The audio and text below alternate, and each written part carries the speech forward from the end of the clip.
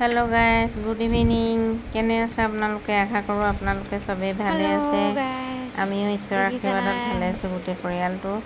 আৰু আজি অকণমান ওলাই গৈছিলোঁ দেই। ঘৰৰ ওচৰতে আছে আমাৰ কাৰেংঘৰটো, কিন্তু মই নিজে যাবই নোৱাৰোঁ, সময়ো নহয় আৰু এইফালে মানে এলাহো নহয়, যাম বুলি যাবও নোৱাৰোঁ আৰু। কিন্তু আপোনালোকেতো আহি গৈছে চাগে, হয় নহয়? কিন্তু মোৰ লেখীয়া নোহোৱাকেইটা আহিব পাৰিব দেই, যিকেইটা মই যেনেকুৱা যোৱা নাছিলোঁ তেনেদৰে আপোনালোকে আহিব পাৰিব দেই।